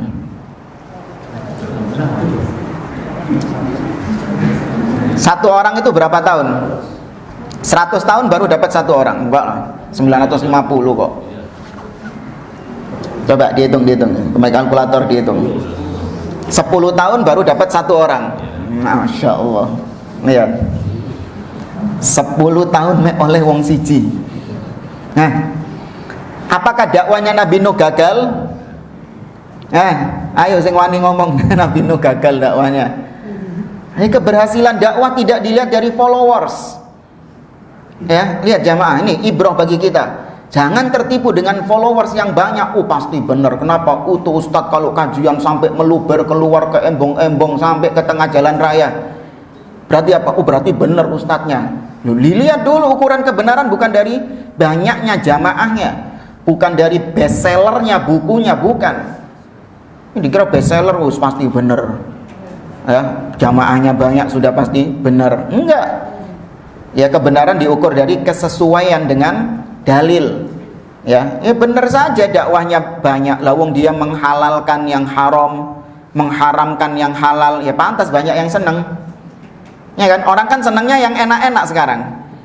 Ya, ojo ngaji ambek ustadz iku sing jenggoten niku. Apa akeh harame iku. Iki haram, sitik-sitik haram, musik haram, rokok haram. Ya, apa nih? Iya. Apa namanya? Pacaran haram. Ojo sampai enak ambil ustadz yang satunya itu aja. Enak ake halal itu. Riba halal. Ya. Pacaran halal, musik halal, rokok halal. Enak ambil ustadz itu. Pantesan banyak followersnya. Kenapa? Karena manusia cenderung pingin yang sesuai dengan hawa nafsunya. Ya, kalau nggak sesuai dengan hawa nafsunya dibully aja. Belum tahu padahal pokoknya dibully dulu. Nanti taunya belakangan nggak urusan. Pokoknya nggak sesuai dibully aja dulu. Ya. Ya ini ibrah bagi kita. Ya, agar jangan tertipu dengan dai-dai yang followersnya banyak, namun ternyata tadi mengajak kepada kesesatan. Ya, ngajak ke biskup misalnya. Ya. Yang berikutnya Allah mengatakan wasna'il fulka bi'ayunina wa wahyina wa la tukhatibni fil ladzina zalamu innahum mughraqun. Kembali ke surat Nuh lagi aja. Kembali lagi ke surat Nuh. Ayat berapa tadi berarti? Ayat 26 ya. 25. Ya, terakhir 25. Sekarang 26. Barulah ketika tidak ada lagi, Allah sudah menginformasikan tidak ada lagi orang yang beriman kepadamu wahai Nuh. Sudah mentoknya cuman itu saja. Maka Nabi Nuh berdoa. Setelah sekian lama 950 tahun dia pegel gregetan sama kaumnya, tapi ditahan. Barulah di sini Nabi Nuh meluapkan doanya untuk kebinasaan kaumnya. Ya, makanya kalau ada yang mengatakan sabar ada batasnya, yaitu ini sabar dalam berdakwah. Batasnya itu ini. Jangan Anda baru dakwah ya sehari dua hari sama orang tua tetap mungkin dalam kesesatannya, orang tua tidak mau meninggalkan kesyirikannya, orang tua tidak mau meninggalkan kebid'ahannya, kemudian Anda mengatakan ya Allah, ya binasakanlah orang tuaku. Ini Nabi Nuh berdoa. Apa kata Nabi Nuh? Wa qala Nuhur rabbi la tadhar 'alal ardi minal kafirina dayyara. Ya Allah, jangan kau biarkan satupun orang-orang kafir itu berkeliaran di atas muka bumi ini.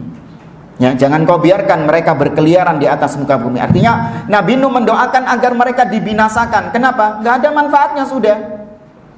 Ya, mereka sudah tidak mau lagi beriman. Allah sudah mengatakan gak mungkin mereka beriman. Terus ngapain mereka hidup? Ngapain? Apa tujuannya mereka hidup?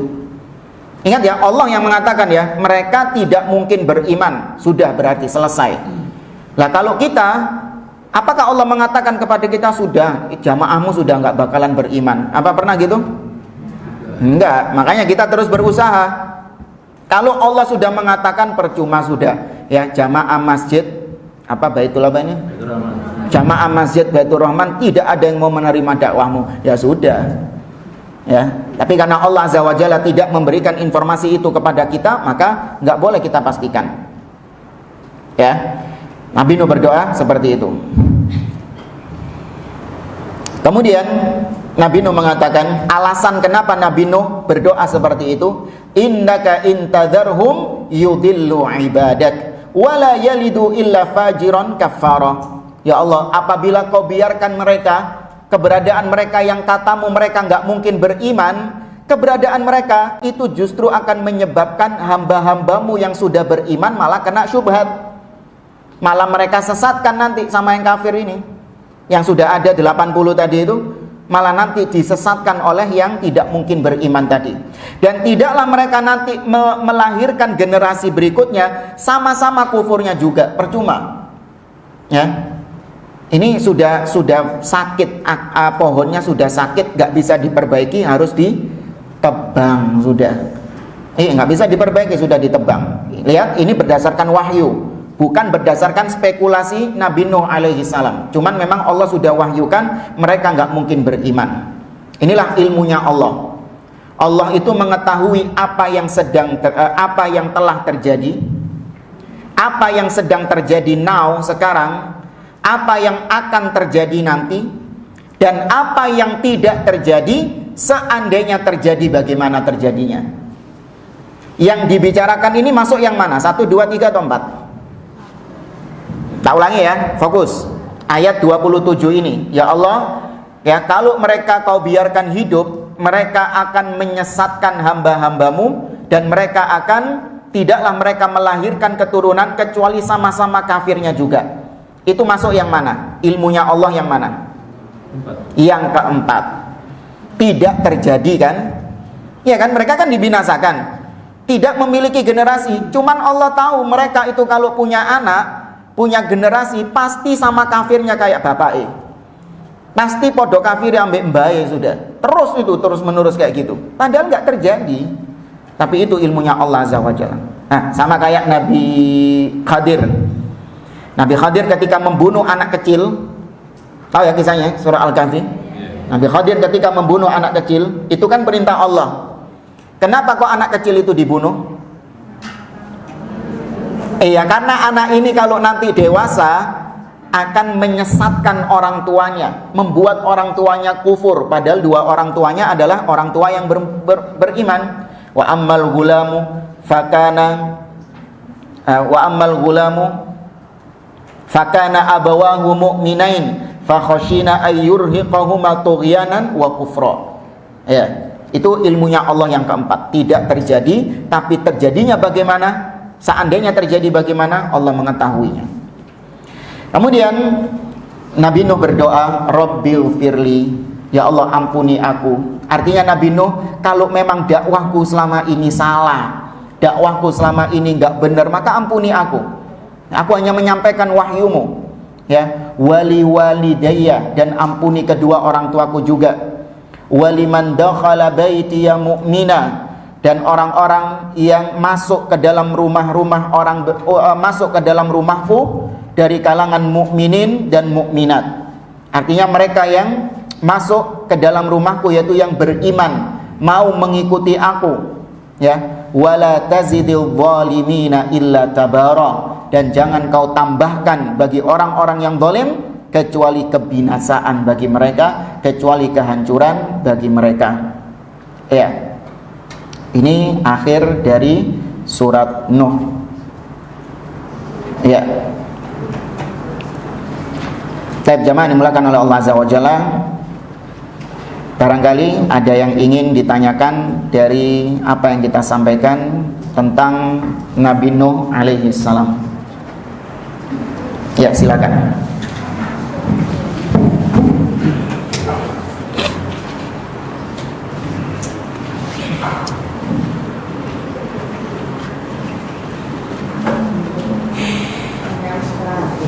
Iya.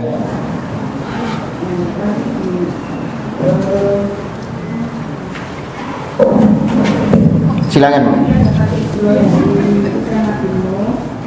Kenapa?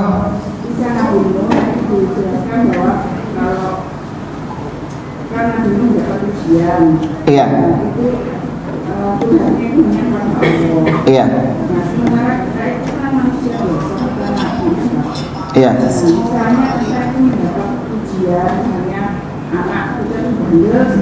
Iya.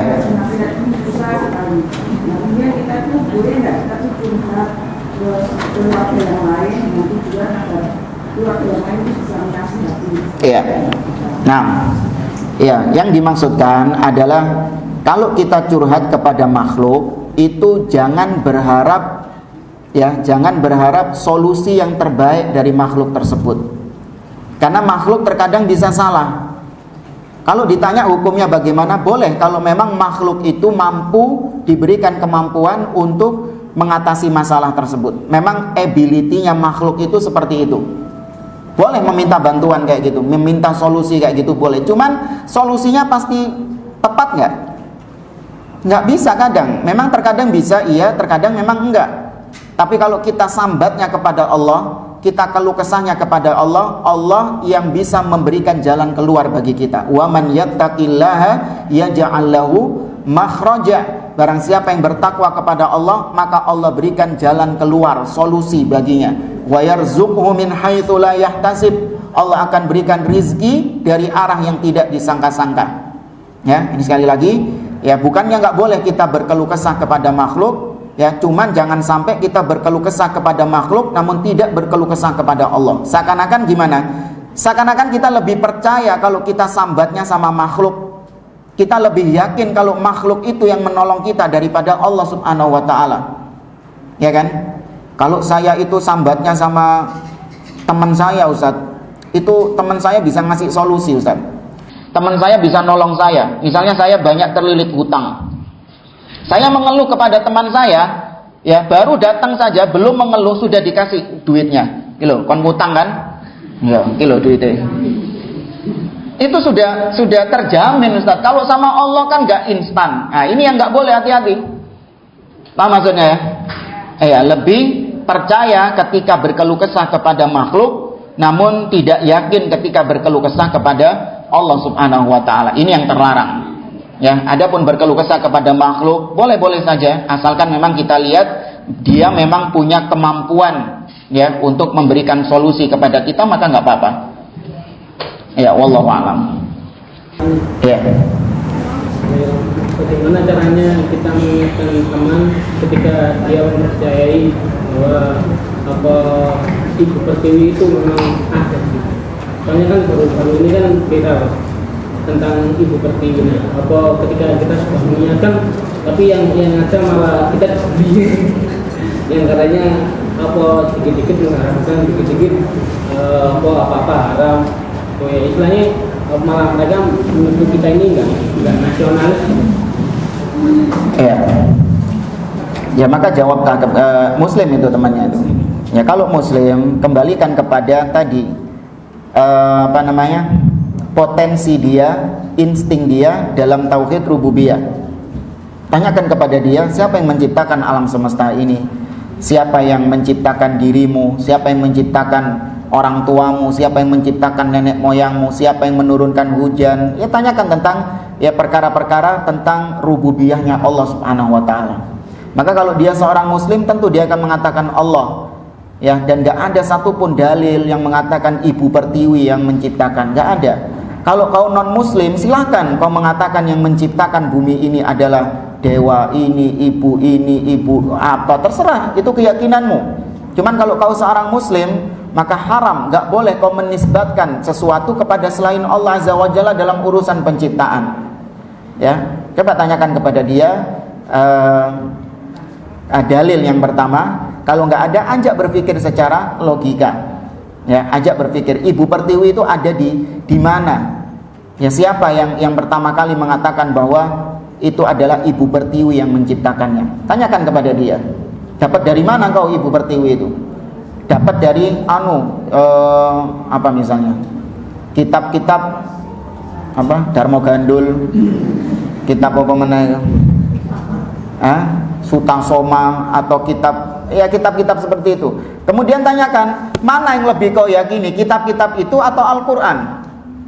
Ya, nggak berani dia mengatakan saya lebih percaya dengan kitab-kitab itu, nggak mungkin. Ya, saya rasa ya teman-teman yang muslim, yang masih muslim, nggak mungkin mengatakan ada petunjuk yang lebih baik daripada Al-Quran, itu nggak ada. Ya, itu wallahu a'lam.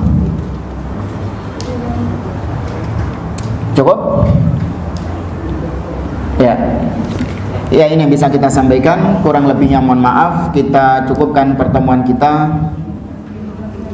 Kita akhiri dengan kafaratul majlis. Subhanakallahumma rabbana wa bihamdik asyhadu an la ilaha illa anta astaghfiruka wa atubu ilaik.